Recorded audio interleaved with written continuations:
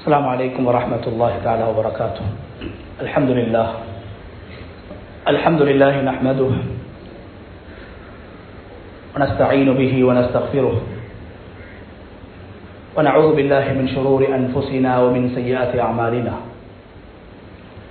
من يهد الله فهو المهتد ومن يضلل فلن تجد له وليا مرشدا. أشهد أن لا إله إلا الله وحده لا شريك له وأشهد أن نبينا محمدا عبده ورسوله وصلوات الله وسلامه على سيدنا ونبينا محمد وعلى آله وأصحابه وأهل بيته ومن تبعهم بإحسان إلى يوم الدين. أما بعد فأوصيكم عباد الله بتقوى الله جل وعلا، فقد قال الله تبارك وتعالى في كتابه العزيز: أعوذ بالله من الشيطان الرجيم، بسم الله الرحمن الرحيم. قالت يا أيها الملأ أفتوني في أمري ما كنت قاطعة أمرا حتى تشهدون. قالوا نحن أولو قوة وأولو بأس شديد والأمر إليك فانظري ماذا تأمرين. صدق الله العظيم. இந்த உலகை படைத்து பரிபாலித்துக் கொண்டிருக்கும் ரப்புல் ஆலமீன் அல்லாஹ்வுக்கே புகழ் அனைத்தும். சலாத்தும் சலாமும் நமது இறுதி தூதர் முஹம்மது முஸ்தபா ஸல்லல்லாஹு அலைஹி வஸல்லம் அவர்கள் மீதிலும், அவர்களை பின்பற்றி வாழ்ந்த சஹாபாக்கள், தாபிஊன்கள், தபஉ தாபிஈன்கள், கியாமத்துடைய நாள் வரைக்கும் இந்த உலகத்தில் அல்லாஹ்வை ஏற்று வாழக்கூடிய அனைத்து முஃமின்கள் மீதும் உண்டாகட்டும். அன்பின் இஸ்லாமிய சகோதரர்களே, அல்லாஹ்வின் நல்லடியார்களே, இந்த உலகத்தில் வாழும் போது எல்லா நிலைகளிலும் அல்லாஹ் ஒருவனை பயந்து தக்வா செய்து கொள்ளுமாறு முதலில் எனக்கும் அப்பால் உங்களுக்கும் வசியத் செய்து கொள்கின்றேன். கண்ணியமான அல்லாஹ்வுடைய நல்லடியார்களே, அல்லாஹு தஆலா மனிதனை படைத்து மனிதனுக்கு அல்லாஹு தஆலா ஏனைய படைப்பினங்களுக்கு, உயிரினங்களுக்கு கொடுக்காத அருட்கொடைகளை, பாக்கியங்களை அல்லாஹ் கொடுத்திருக்கிறான். அப்படியான மிக முக்கியமான இரண்டு பாக்கியங்களை, இரண்டு அருட்கொடைகளை குர்ஆன் பல இடங்களில் பேசிக் கொண்டிருக்கிறது. ஒன்று, மனிதனுக்கு அல்லாஹு தஆலா பேசக்கூடிய சக்தியை கொடுத்து, நாவை கொடுத்து, மனிதன் பேசக்கூடியவனாக, பேச்சுத்திறனை மனிதனுக்கு அல்லாஹ் கொடுத்து, நாவை ஒரு நிஅமத்தாக, அருட்கொடையாக, பாக்கியமாக அல்லாஹ் குர்ஆனில் பேசியிருக்கிறான். அல்லமஹுல் பயான். அல்லாஹு தஆலா மனிதனுக்கு குர்ஆனை நாங்கள் கற்றுக் கொடுத்திருக்கிறோம். அதே போன்று அல்லமஹுல் பயான், ஒரு மனிதன் எப்படி எதை பேச வேண்டும் என்ற ஞானத்தை, அறிவை நாங்கள் மனிதர்களுக்கு கற்றுக் கொடுத்திருக்கிறோம். குர்ஆன் எப்படி இந்த உம்மத்துக்கு வழிகாட்டக்கூடிய அல்லாஹ்வுடைய வேதமாக இருக்கிறதோ, அதே போன்று அது அல்லாஹ்வுடைய அருளாக, நிஅமத்தாக இருக்கிறதோ, அதே போன்று ஒரு மனிதன் பேசக்கூடிய நல்ல வார்த்தைகள், பேச்சுக்கள், ஞானமான விடயங்கள், இவைகள் அனைத்தும் அல்லாஹ்வுடைய அருள் என்று குர்ஆனை பற்றி பேசக்கூடிய இடத்தில் அதற்கு சமமாக அல்லாஹு தஆலா மனிதன் அவனுடைய நாவினால் நல்ல விடயங்களை பேசிக் கொண்டிருக்கிறான், உரையாடிக் கொண்டிருக்கிறான். மனிதர்களுக்கு நாம் அந்த பாக்கியத்தை கொடுத்திருக்கிறோம் என்று சூரத்துர் ரஹ்மானில், அல் குர்ஆனில் அல்லாஹ் பேசியிருக்கிறான். இரண்டாவது, கண்ணியமானவர்களே, மனிதர்களுக்கு அல்லாஹு தஆலா பகுத்தறிவை கொடுத்திருக்கிறான். குர்ஆனில் பல இடங்களில் அஃபலா தஅகிலூன், மனிதர்களே நீங்கள் சிந்திக்க கூடாதா? பேசுவதற்கு முன்னால் நீங்கள் சிந்திக்க வேண்டும். ஒரு முஃமின், அலி ரலியல்லாஹு அன்ஹு அவர்கள் சொன்னார்கள், கல்புல் முஃமின் லிசானுல் முஃமின் வராஅ கல்பி. ஒரு முஃமினுடைய நாவு அவனுடைய உள்ளத்துக்கு பின்னால் இருக்கிறது. நாம் நினைக்கிறோம் எங்களுடைய நாவு இரண்டு உதடுகளுக்கு இடையில், 30க்கும் மேற்பட்ட பல்லுகளுக்கு இடையில் இருக்கிறது, நினைத்ததெல்லாம் பேசலாம்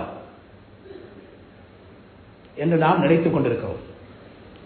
அலி ரலியல்லாஹு அன்ஹு அவர்கள் சொன்னார்கள், ஒரு முஃமினுடைய நாவு அவனுடைய உள்ளத்துக்கு பின்னால் இருக்கிறது.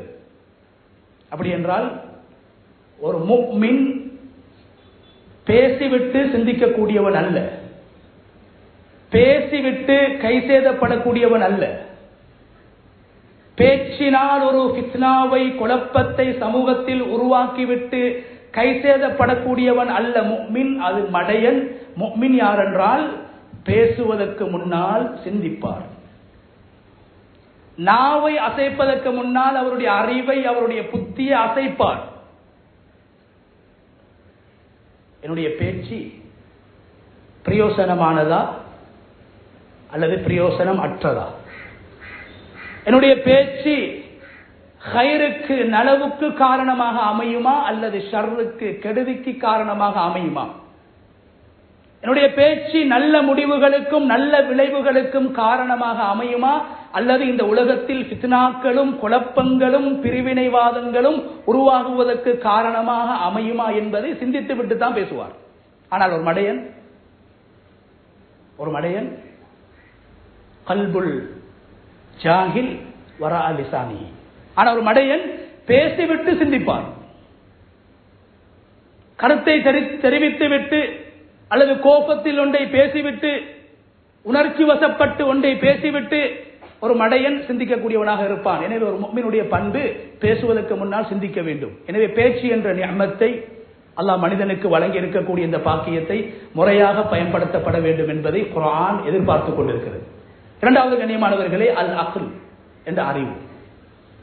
நல்ல விடயங்களை சிந்திக்க வேண்டும், சிந்தித்து பேச வேண்டும், சிந்தித்து முடிவெடுக்க வேண்டும், நிதானத்தோடு ஒரு முடிவை எடுக்க வேண்டும், கோபத்தோடு ஒரு முடிவை எடுக்கக்கூடாது, கவலையோடு ஒரு முடிவை எடுக்கக்கூடாது, நிதானமாக இருந்து சிந்தித்து செயல்பட வேண்டும். அல்லாஹ் அறிவை கொடுத்திருக்கிறார். இதனால்தான் மனிதனுடைய அறிவை பாழாக்கக்கூடிய விடயங்கள், பகுத்தறிவை இல்லாமலாக்கக்கூடிய விடயங்கள், மனிதனுடைய சிந்தனையை இல்லாமலாக்கக்கூடிய விடயங்கள், நான் மனிதன் என்ற உணர்வை இல்லாமலாக்கக்கூடிய விடயங்கள், மனிதனை மிருகத்தை விடவும் மோசமானவனாக ஆக்கக்கூடிய விடயங்களை குர்ஆன் தடுத்திருக்கிறது.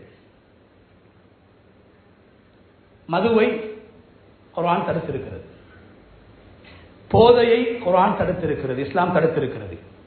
போதை வஸ்துக்களை இஸ்லாம் ஹராமாக ஆக்கியிருக்கிறது, பெரும்பாவமாக ஆக்கியிருக்கிறது. அதே நேரத்திலே அந்த போதைக்கு உதவக்கூடிய விடயங்களையும் இஸ்லாம் ஹராமாக ஆக்கியிருக்கிறது. என்னென்ன விடயங்கள்? ஹலாலான சில அல்லாஹ்வுடைய படைப்புகள் வஸ்துக்களை அது போதைக்கு காரணமாக அமையும் என்ற காரணத்தினால், அது மதுவாக மாறும் என்ற காரணத்தினால் மனிதனுடைய அறிவை இல்லாமலாக்கிவிடும், புத்தியை போக்கிவிடும், சிந்தனைகளை சிதறச் செய்துவிடும். நான் மனிதன் என்ற உணர்வை இல்லாமலாக்கி மிருகத்தை விட மோசமான நிலைக்கு மனிதனை தள்ளக்கூடிய இந்த போதை வஸ்துக்கள், அது மதுபானமாக இருக்கலாம் அல்லது ஏனைய மனித உடம்பில் ஏறக்கூடிய போதை வஸ்துக்களாக இருக்கலாம். இவைகள் அனைத்தையும் இஸ்லாம் தடுத்திருக்கிறது, ஹராமாக ஆக்கியிருக்கிறது. அதே நேரத்திலே அதற்கு உதவக்கூடிய விடயங்களையும் இஸ்லாம் முற்றுமுழுதாக தடுத்திருக்கிறது. அவர் போதை வஸ்து பாவிப்பது கிடையாது, ஆனால் போதை வஸ்து பாவிக்கக்கூடியவருக்கு அவர் உதவுகிறார், அல்லது போதை வஸ்து விற்கப்படக்கூடிய இடத்தை காட்டிக் கொடுக்கிறார், அல்லது போதை வஸ்தை பாவிக்கக்கூடிய இடத்துக்கு தன்னுடைய வாகனத்தில் கொண்டு போய் அவர்களை சேர்த்து விட்டு வருகிறார். போதை வஸ்து பாவிக்கக்கூடியவர்கள் அந்த போதை வஸ்தை பாவிக்கக்கூடிய நேரத்தில் என்னென்ன விடயங்களை எல்லாம் அவர்கள் அனுபவிப்பார்களோ அவ்வாறான விடயங்களுக்கு உதவுவதையும் இஸ்லாம் தடுத்திருக்கிறது, ஹராமாக ஆக்கியிருக்கிறது. உதாரணமாக பேரிச்சம்பழம் நாம் ரமதானுடைய காலத்தில் சாப்பிட்டோம். பேரிச்சம்பழம் நபி ஸல்லல்லாஹு அலைஹி வஸல்லம் அவங்க சாப்பிட்ட ஒரு உணவு, சொர்க்கத்துடைய கனிகளில் ஒன்று. கண்ணியமான அல்லாஹ்வுடைய நல்லடியார்களே, இந்த பேரிச்சம்பழம் நல்ல விடயங்களுக்கும் பயன்படுத்தப்படுகிறது. முற்காலத்திலே பேரிச்சம்பழத்தின் மூலமாக மதுபானங்களை, போதையை ஏற்படுத்தக்கூடிய வஸ்துக்களை தயாரிப்பு செய்தார்கள். அதனால் யார் பேரிச்சம்பழங்களை எடுத்து அதன் மூலமாக மதுபானம் காய்ச்சுவார்களோ செய்வார்களோ உற்பத்தி செய்வார்களோ அவர்களுக்கு ஹலாலான பேரிச்சம்பழத்தை கூட வியாபாரம் செய்வது ஹராம். திராட்சை சுவர்க்கத்துடைய கனி, சுவர்க்கத்துடைய பழங்களில் ஒன்று திராட்சை. திராட்சை பழத்தை சாப்பிடுவது ஹலால். அதே திராட்சை பழத்தை ஒருவர் கொண்டு போய் அதை போதையாக பயன்படுத்துவார், அதன் மூலமாக போதை வஸ்தை தயாரிப்பார் என்றால் அவருக்கு அந்த ஹலாலான திராட்சை பழத்தை கூட வியாபாரம் செய்வது, விற்பது ஹராம் என்று, அவருக்காக விவசாயம் செய்வது ஹராம் என்று இஸ்லாத்திலே தடுக்கப்பட்டிருக்கிறது. எனவே கண்ணியமான அல்லாஹ்வுடைய நல்லடியார்களே, மனிதனுடைய அறிவை போக்கக்கூடிய, புத்தியை போக்கக்கூடிய, மனிதனை மிருகத்தை விட மோசமாக மாற்றக்கூடிய போதை வஸ்துக்களை பாவிப்பது எப்படி ஹராமோ அதற்கு உதவி செய்வதும் ஹராம் என்று இஸ்லாம் மிக அழுத்தம் திருத்தமாக எங்களுக்கு உணர்த்தி இருக்கிறது. அந்த அடிப்படையில் கண்ணியமான அல்லாஹ்வுடைய நல்லடியார்களே, எங்களுடைய நாவை அல்லாஹ் படைத்திருக்கிறான். நாவை நாங்கள் அசைப்பதற்கு முன்னால் எங்களுடைய அறிவை நாங்கள் பயன்படுத்த வேண்டும். ஒரு முஃமின் சிந்தித்து பேச வேண்டும், சிந்தித்து முடிவெடுக்க வேண்டும். ஒரு விடயத்துடைய தூர நோக்கை கவனத்தில் கொண்டு அவர் எடுக்கின்ற முடிவுகளாக இருக்கலாம், பேசுகின்ற வார்த்தைகளாக இருக்கலாம், அதனுடைய பின்விளைவுகளை கருத்தில் கொண்டு செயல்பட வேண்டும் என்று குர்ஆன் அழகாக எங்களுக்கு வழிகாட்டிக் கொண்டிருக்கிறது. உலக வஸ்துக்களை குர்ஆன் சொல்கிறது அற்பமானது. குல் மதாஉத் துன்யா கலீல், நபியே நீங்கள் சொல்லுங்கள், உலகம் அற்பமானது, உலகம் அழிந்து போகக்கூடியது. குர்ஆன் பேசுகிறது. ஆனால் கண்ணியமானவர்களே, ஒரு மனிதனுக்கு அல்லாஹ் நல்ல விடயங்களை சிந்தித்து பேசக்கூடிய ஆற்றலை, பாக்கியத்தை, சிந்தித்து முடிவெடுக்கக்கூடிய ஆற்றலை, ஆளுமையை, பாக்கியத்தை, நிதானமாக முடிவெடுக்கக்கூடிய தன்மையை அல்லாஹ் யாருக்கு கொடுத்திருக்கிறானோ குர்ஆன் சொல்லுது, இந்த உலகம் அவருக்கு கிடைப்பதை விட அவர் சிறந்தவராக மாறிவிடுகிறார். காசு பணம் அழிந்துவிடும். குர்ஆன் சொல்லுகிறது ஹிக்மத் என்று சொல்லப்படக்கூடிய, எதை பேச வேண்டும், எப்படி பேச வேண்டும், எங்கு எதை பேச வேண்டும், ஒரு முடிவை எப்படி எடுக்க வேண்டும், என்னுடைய நாவை எப்போது அசைக்க வேண்டும் என்ற அந்த விடயங்களை கருத்தில் கொண்டு யார் பேசுகிறாரோ, சிந்தித்து பேசுகிறாரோ அவரை குர்ஆன் ஹக்கீம் என்று சொல்கிறது. அவர் ஞானி, அவர் ஞானி. ஒரு விடயத்தினுடைய தூர நோக்கை கவனத்தில் கொண்டு, பாரதூரங்களை கவனத்தில் கொண்டு, பக்க விளைவுகளை கவனத்தில் கொண்டு செயல்படுவது. அல்லாஹ் சொல்றான், இந்த உலகத்தில் நாம் நாடக்கூடியவர்களுக்கு ஹிக்மத்தை கொடுப்போம். என்ன ஹிக்மத்? நிதானமான பேச்சு, ஆரோக்கியமான சிந்தனை, நிதானமான முடிவு எடுக்கக்கூடிய தன்மை. இது நபிமார்களிடத்தில் காணப்பட்ட, விசேஷமாக நபி ஸல்லல்லாஹு அலைஹி வஸல்லம் அவங்கள்ட்ட காணப்பட்ட, விசேஷமாக அல்லாஹ் விரும்பக்கூடிய ஒரு தன்மை. நாவ் இருக்கிறது என்பதற்காக நினைத்ததை எல்லாம் பேசுபவன் அல்ல முஃமின். சிந்தித்து பேச வேண்டும், சிந்தித்து முடிவெடுக்க வேண்டும், நிதானமான நிலையில் அவருடைய முடிவுகளை அவர் செய்ய வேண்டும். அல்லாஹ் சொல்றான், யுத்தில் ஹிக்மத மையஷா, நாடக்கூடியவர்களுக்கு அல்லாஹ் ஹிக்மத் என்ற ஞானத்தை கொடுப்பான். வமை யுத்தல் ஹிக்மத ஃபகத் ஊதிய கைரன் கதீரா. உலகம் அற்பமானது என்று பேசுகிற அல்லாஹ் சொல்கிறான், யாருக்கு ஹிக்மத் என்ற ஞானம், நிதானம் உலகத்தில் கொடுக்கப்படுமோ அந்த பாக்கியத்தை யாரெல்லாம் பெறுவார்களோ ஃபகத் ஊதிய கைரன் கதீரா, அவர்களுக்கு உலகத்திலே பல நலவுகள், கைறுகள் கிடைத்ததற்கு அவர்கள் சமமானவர்கள் என்று அல்லாஹு தஆலா குர்ஆனிலே சொல்கிறான். ஒரு முஃமினுடைய வாழ்க்கையில், அவருடைய பேச்சில், அவருடைய சிந்தனையில், அவருடைய முடிவுகளில் நிதானம் இருக்க வேண்டும். அல்லாஹ் கூட நிதானமாக செயல்படுகிறான். அல்லாஹ் அதனால் தான் குர்ஆனில் பல குர்ஆனுடைய வசனங்களை அல்லாஹ் முடிக்கின்ற போது பசீர் என்று முடிக்கின்றான், அலீம் என்று முடிக்கின்றான், ஹக்கீம் என்று முடிக்கின்றான். ஹக்கீம் என்றால் நிதானமாக செயல்படக்கூடியவர். பசீர் என்றால் அவர் கண்ணால் பார்ப்பதை விட உள்ளத்தால் சிந்திக்கக்கூடியவர். பசீர் அகப்பார்வை உள்ளவர். அல்லாஹ் தன்னை அகப்பார்வை உள்ளவன் என்று சொல்கிறான். அல்லாஹ் கூட நிதானமாக செயல்படுகிறான். அல்லாஹ் கூட சிந்தித்து செயல்படுகிறான். நிதானமாக சிந்தித்து செயல்படுவதை அல்லாஹ் விரும்புகிறான். நபி ஸல்லல்லாஹு அலைஹி வஸல்லம் அவருடைய காலத்தில், அந்திம காலத்திலே மதீனாவிலே நபி ஸல்லல்லாஹு அலைஹி வஸல்லம் அவர்கள் வாழ்ந்து கொண்டிருக்கும் போது பஹ்ரைனில் இருந்து ஒரு படை நபி அவர்களை சந்திப்பதற்காக வருகிறார்கள். பஹ்ரைன் என்று சொல்லக்கூடிய பகுதியிலிருந்து பெரிய ஒரு கூட்டம் வருகிறார்கள்.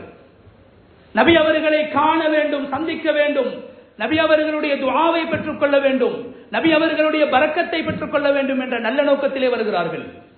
வஃது அப்துல் கைஸ், அந்த கூட்டத்துடைய பெயர் அப்துல் கைஸ். வாராங்க, நீண்ட பிரயாணம் செய்து களைப்போடு வருகிறார்கள், வேர்வையோடு வருகிறார்கள், உடம்பெல்லாம் அழுக்கு. ஒட்டகத்தில், கழுதையில், குதிரையில் வந்தார்கள். பெரிய கூட்டம் வந்து நபி அவர்களை காண வேண்டும் என்ற ஆர்வம், நபி அவர்களுடைய பரிசுத்தமான முகத்தை நாங்கள் காண வேண்டும், பரக்கத்தை அடைய வேண்டும் என்ற நோக்கத்திலே வேர்வையோடு, அழுக்கோடு, புழுதியோடு மதீனாவுக்கு வந்து நபி அவர்களுடைய அந்த மஸ்ஜிதுக்கு முன்னால் அந்த ஒட்டகங்கள், அவர்கள் வந்த ஒட்டகங்களை, வாகனங்களை முறையற்றவர்களாக அப்படியே போட்டுவிட்டு, அதாவது இஸ்லாம் அதையும் பேசுகிறது, வாகனத்தை எப்படி பார்க் பண்ண வேண்டும், குர்ஆன் வழிகாட்டியிருக்கிறது. வாகனத்தை எப்படி செலுத்துறது, பாதையில் எப்படி நடக்கிறது, ஒரு முஃமினுடைய நடை எப்படி இருக்கணும், நடையில நிதானம் இருக்கணும், பேச்சில நிதானம் இருக்கணும். குர்ஆன் இதையும் காட்டித் தருது. லுக்மானுல் ஹக்கீம் அவர் நபி அல்ல, உலகத்திலே வாழ்ந்த ஒரு ஆடு மேய்த்த ஆட்டிடையர். குர்ஆன் அவரை பேசியிருக்கிறது, அவருடைய பெயரை பேசியிருக்கிறது, அவருடைய பெயரில் தனி ஒரு குர்ஆனுடைய சூறாவை இறக்கியிருக்கிறது.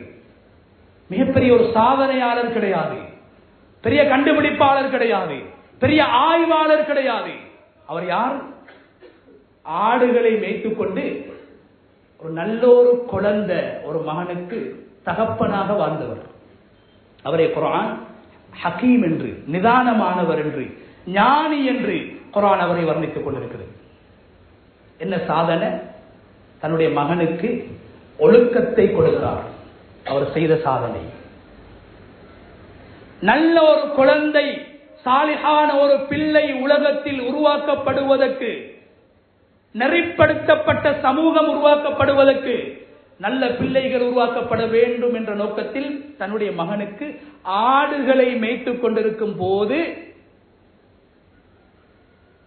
செய்த உபதேசத்தை அல்லாஹ் குர்ஆனிலே பேசியிருக்கிறார். ஈமான் சார்ந்த விடயங்கள், ஒழுக்கம் சார்ந்த விடயங்கள், நிறைய விடயங்கள் பேசப்பட்டிருக்கிறது. தனி தலைப்பு. அதில் அவர்கள் குறிப்பிட்ட விடயம் என்ன? வக்ஸித் ஃபீ மஷீக். மகனே, சின்ன புள்ள, 6-7 வயசு பிள்ளைய பார்த்து சொல்றாரு, வக்ஸித் ஃபீ மஷீக், மகனே நீ நடக்கும் போது நிதானமாக நடக்க வேண்டும். பாதையில் நடக்கின்ற போது கூட, உன்னுடைய காலால் பூமியில் மிரித்து நீ நடக்கின்ற போது கூட நிதானமாக நீ நடந்து கொள்வாயாக.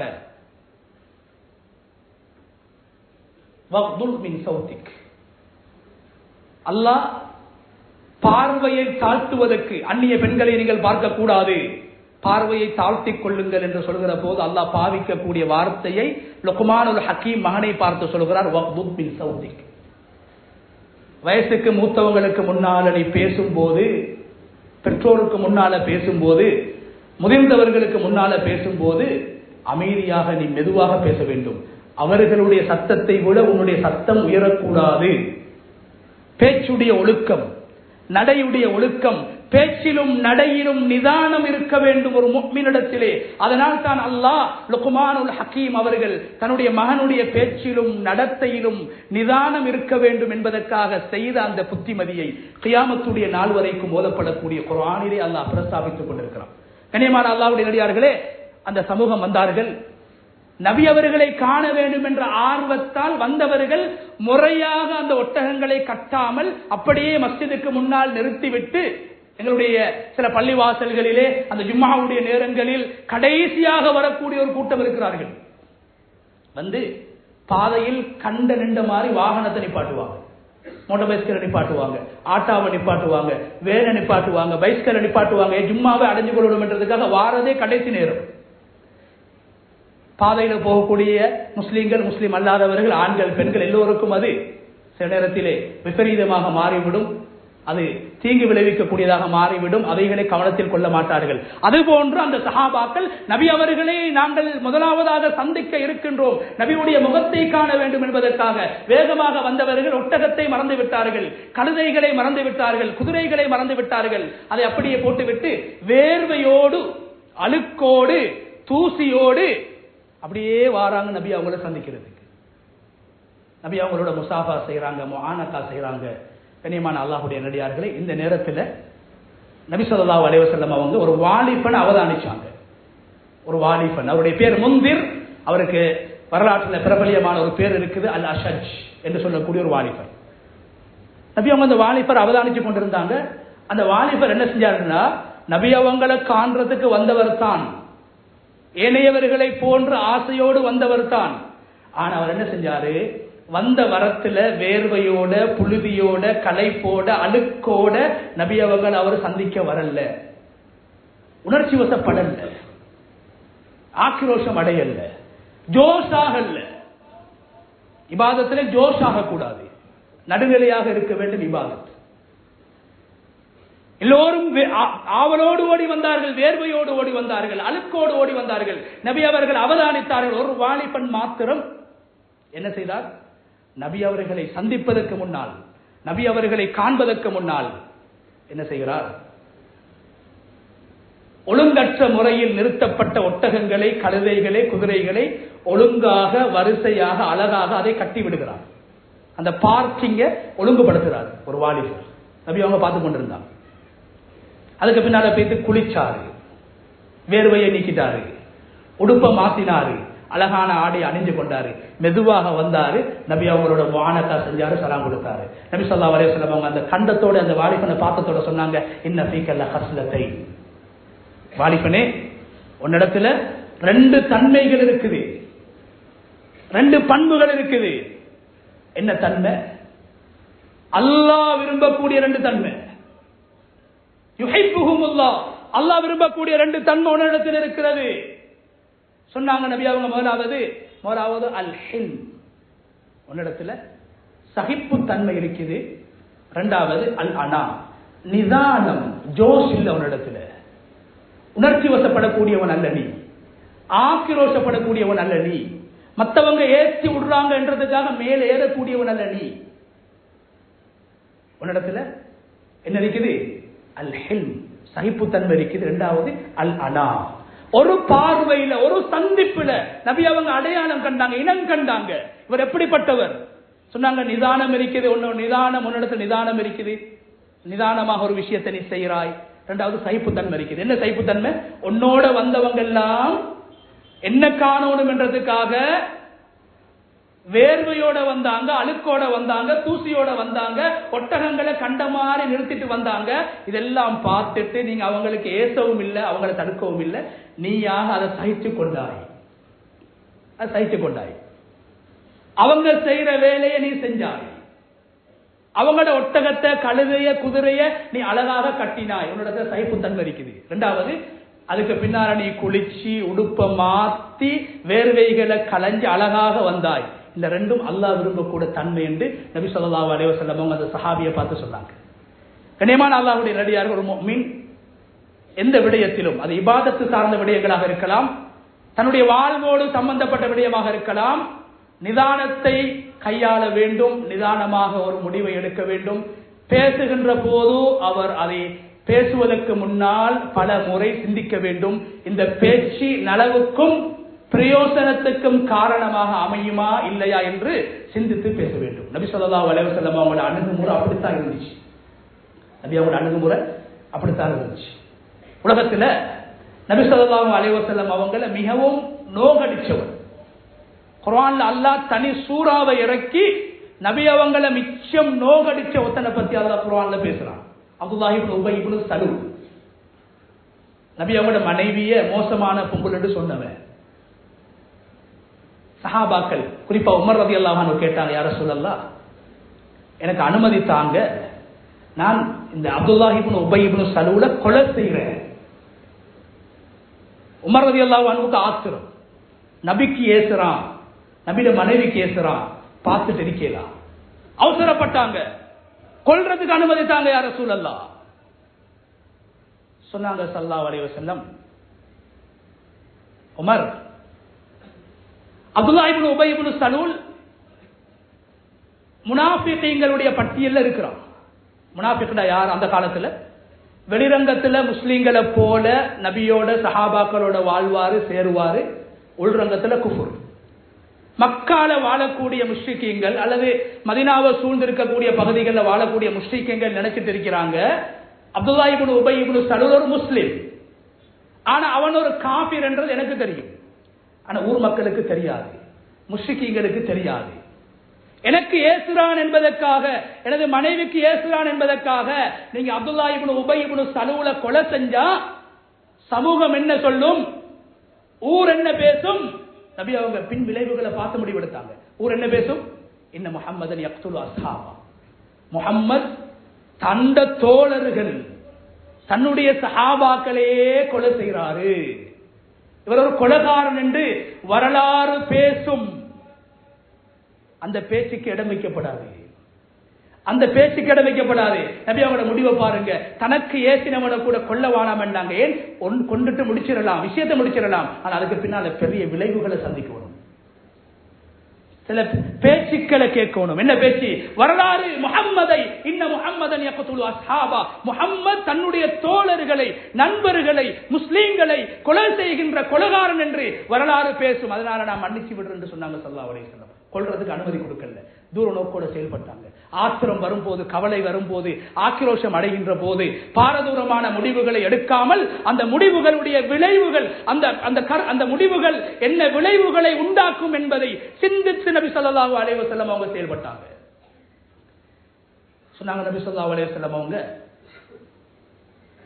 இப்ப கட்டப்பட்டிருக்கக்கூடிய காபத்துல்லாஹ் இப்ராஹிம் அலைஹிஸ்ஸலாம் அவங்க கட்டக்கூடிய நேரத்தில் கட்டப்பட்ட முறையில் இல்லை. குறைஷிகள் என்ன செஞ்சாங்க? காபத்துல்லாவை குறைஷிகள் உடைச்சு கட்டினாங்க. உடைச்சிட்டு ஹலாலான பணங்களை சேர்த்து வெறும் 100க்கு 100 ஹலாலான பணங்களை மட்டும் வசூலிச்சு காபத்துல்லாவை கட்டினாங்க.